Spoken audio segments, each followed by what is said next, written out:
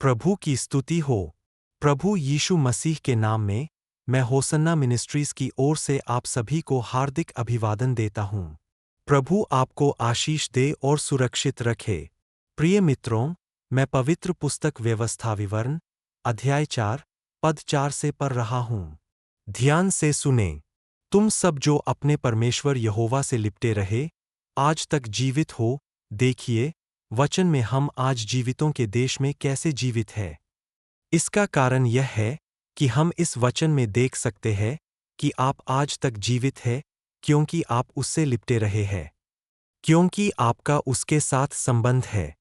परमेश्वर का वचन स्पष्ट करता है कि हमारी शक्ति, हमारी भक्ति, हमारी सामर्थ्य, हमारा धन केवल इसलिए नहीं है क्योंकि हम उससे लिपटे रहे हैं, बल्कि क्योंकि उसने हमें उदारतापूर्वक सब कुछ दिया है। क्योंकि उसका अनुग्रह हम पर प्रचुर मात्रा में बरसा है और हमारा मार्गदर्शन किया है, हम जीवित हैं। हमें कभी नहीं भूलना चाहिए कि हम कई चीजों से जुड़े हुए हैं। कुछ लोग उन चीजों के लिए प्रयास करते हैं जो उनके लिए महत्वपूर्ण है, अनंत काल के लिए। वे उन चीजों के लिए प्रयास करते हैं जो उन्हें प्रसन्न करती है, लेकिन हम उनके जीवन में जीवितों के अनुभव, नहीं जीवित परमेश्वर वाले लोगों को मिलने वाले आनंद और सुख देखते हैं। वे निर्जीव चीजों की लालसा करते हैं और उन निर्जीव चीजों के कारण वे अपने जीवन में दिव्य सुख के लिए नहीं कह सकते। उनका जीवन भी एक सूखे रेगिस्तान या एक सूखे पेड़ की तरह दिखता है। जब कई लोग प्रार्थना करने आते हैं तो कहते हैं कि हमारे पास किसी चीज की कमी नहीं है, अन्यथा कोई अज्ञात भय हमें सताता रहेगा।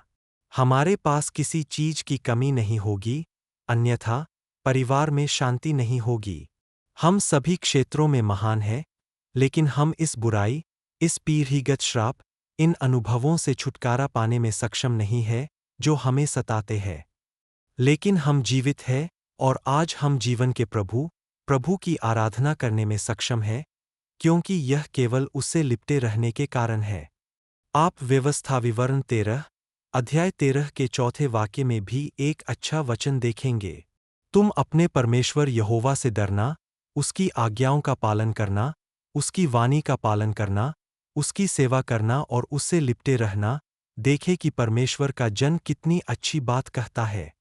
जब आप उसकी आज्ञा का पालन करते हैं, उससे डरते हैं, उसके वचनों का पालन करते हैं, उसकी वाणी का पालन करते हैं, उसकी सेवा करते हैं और उससे लिपटे रहते हैं, तो आप जीवित रहेंगे।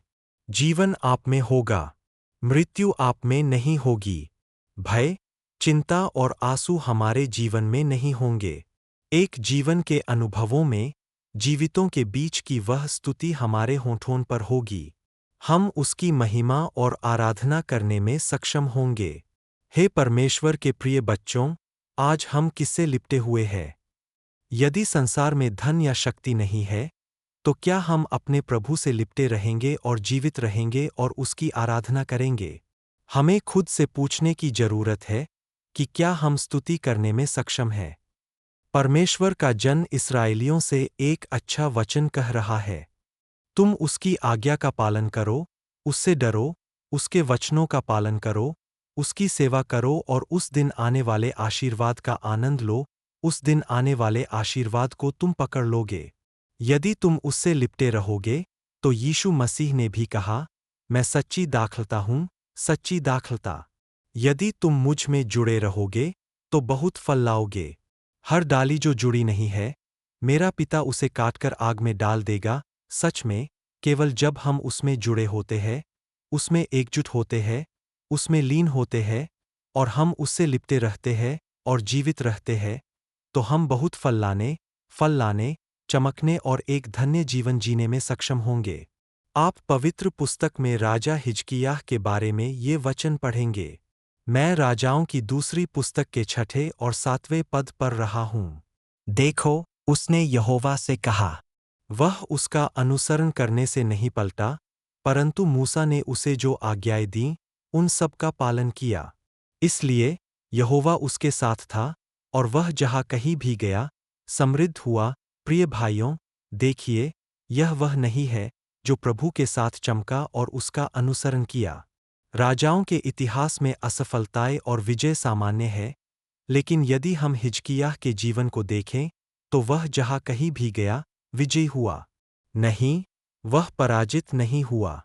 वह जहाँ कहीं भी गया, क्योंकि प्रभु उसके साथ था। वह उसके साथ क्यों था? क्योंकि राजा हिजकिय्याह परमेश्वर के प्रति वफादार था। क्योंकि वह उसके प्रति वफादार था, वह जहाँ कहीं भी गया, समृद्ध हुआ। विजय ने उसे जीत लिया। वह परेशानियों, असफलताओं, चिंताओं या दुखों के साथ नहीं लौटा। वह विजय के वचन में आगे बढ़ता रहा।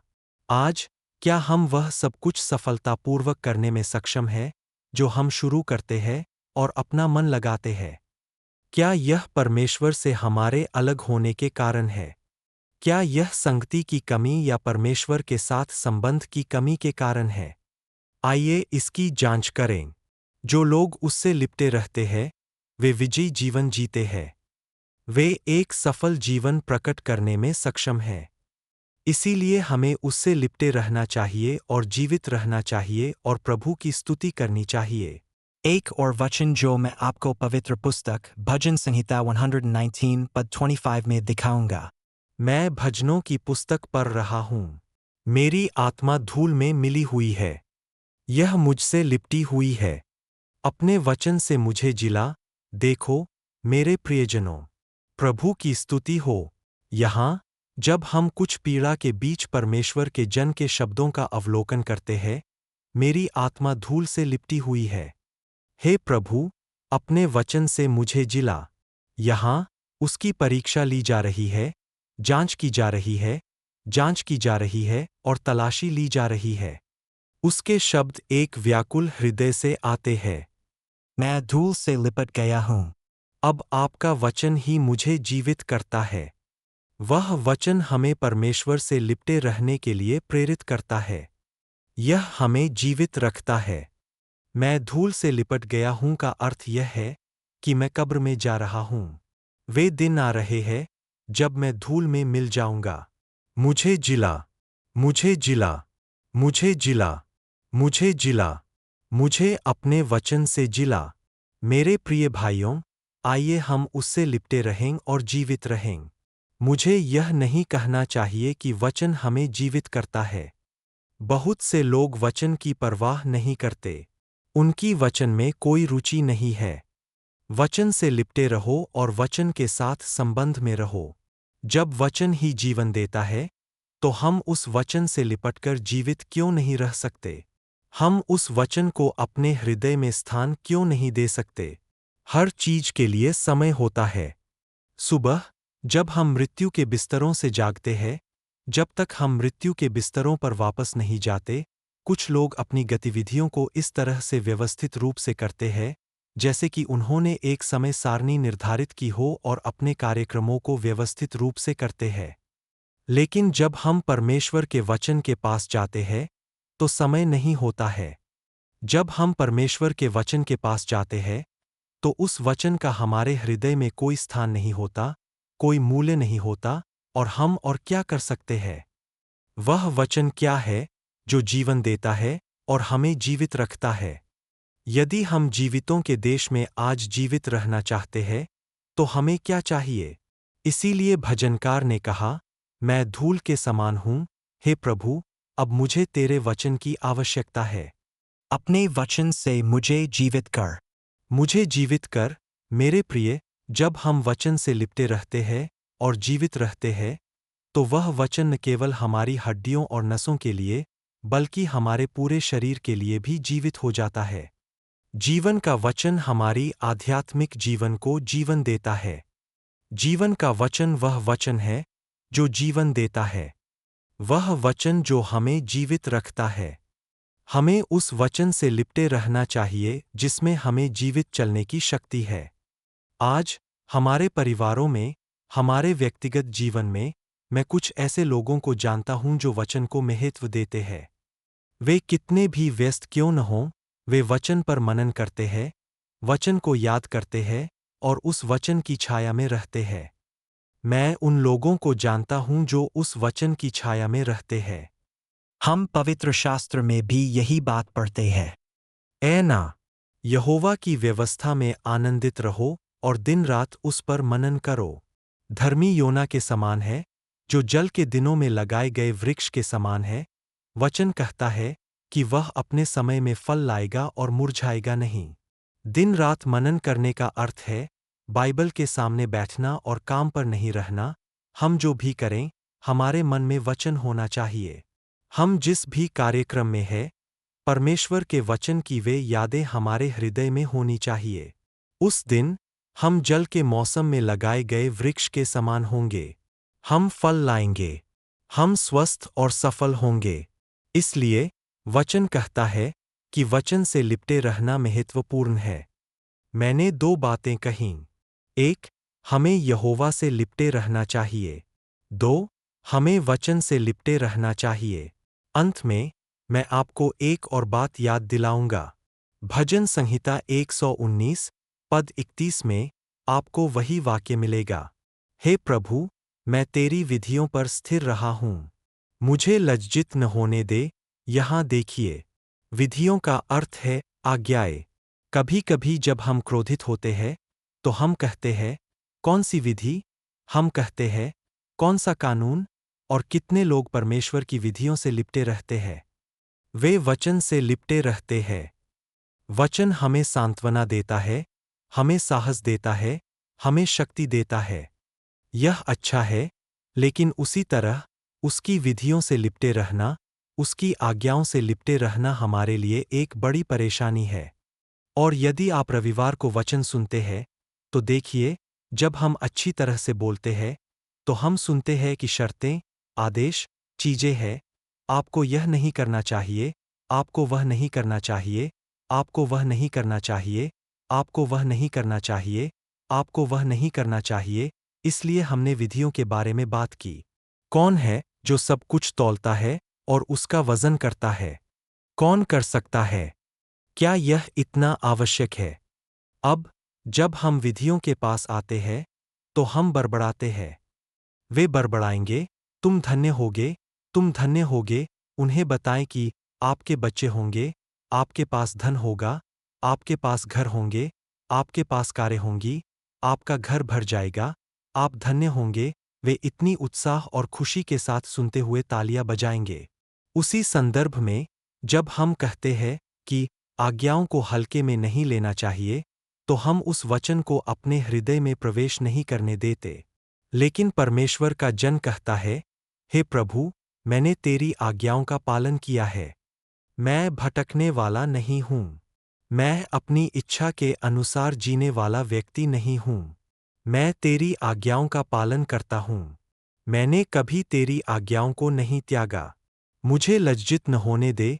यह सच है कि जो व्यक्ति उसकी आज्ञाओं के अनुसार जीता है, वह कभी लज्जित नहीं होगा। हम परमेश्वर की आज्ञाओं से बोझिल महसूस नहीं करते हैं और आज्ञाओं के मार्गों में ले जाए जाते हैं।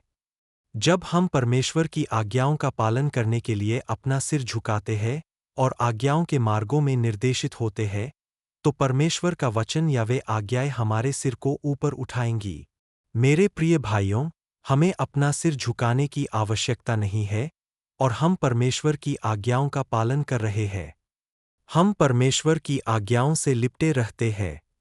हे प्रभु, तेरी इच्छा मुझ में पूरी हो।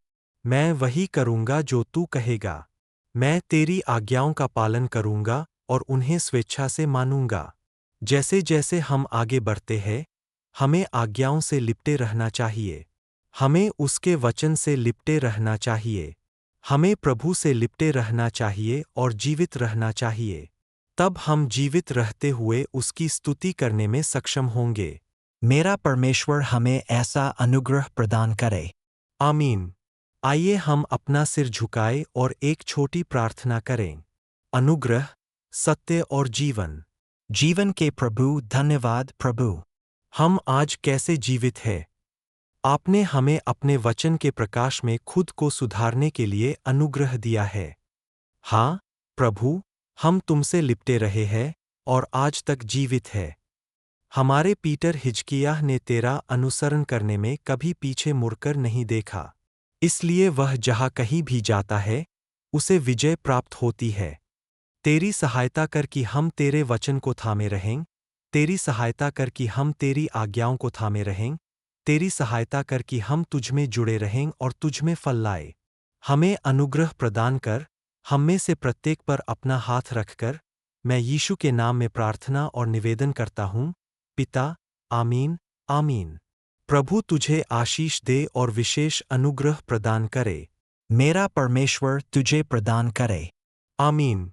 हर दिन इन दैनिक अनुग्रह संदेशों के लिए और अधिक आध्यात्मिक संदेशों के लिए हमारे YouTube चैनल को सब्सक्राइब करें।